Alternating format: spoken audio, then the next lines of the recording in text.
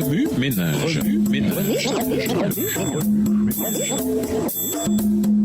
Bienvenue dans votre émission. Remue ménage. Nous voilà à la leçon 5 allant du 22 au 28 octobre. Maudit soit le jour. Seigneur notre Dieu, tu es digne de recevoir la gloire, l'honneur et la puissance, car c'est toi qui as créé toutes choses, elles sont venues à l'existence parce que tu l'as voulu. Apocalypse 4, le verset 11.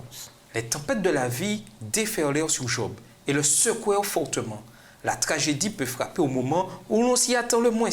Tout comme Job, il nous arrivera souvent d'être confus, en colère et de demander pourquoi Dieu permet que nous souffrions. Où est Dieu? Nous vous invitons à lire le psaume 69. Chaque fois que nous faisons face à une situation difficile en ce monde, la question suivante nous traverse l'esprit. Où est Dieu? J'ai posé cette question lorsque mon père est mort en 2013.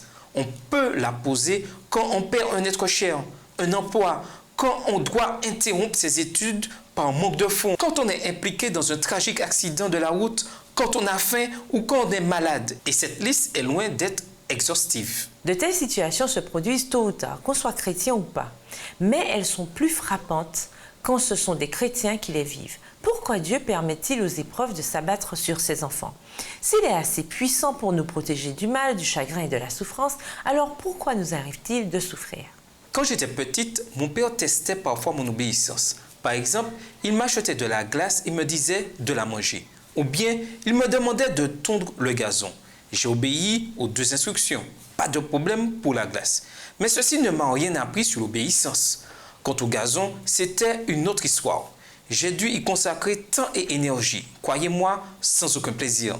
Ces deux scénarios illustrent ce qui se produit lorsque Dieu permet que nous passions par la souffrance. La souffrance devient une occasion pour nous d'apprendre la réelle signification de l'obéissance. Elle met également notre loyauté envers Dieu à l'épreuve.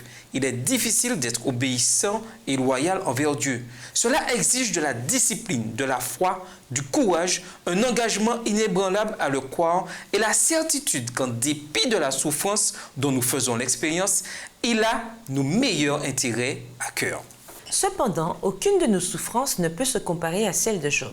Son histoire est un exemple de ce qui se produit lorsque de mauvaises choses arrivent au peuple de Dieu.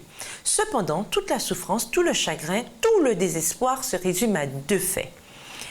Premièrement, Dieu tient ses promesses. Deuxièmement, nous pouvons lui faire confiance en tout temps, même lors de nos circonstances les plus sombres. Tout comme au jour de Job, la souffrance révèle nos besoins, nos faiblesses et nos attitudes. Cette semaine, notre étude nous aidera à comprendre comment faire face à la souffrance ici-bas, avec humilité et confiance, tout en restant focalisé sur celui qui connaît la fin dès le commencement.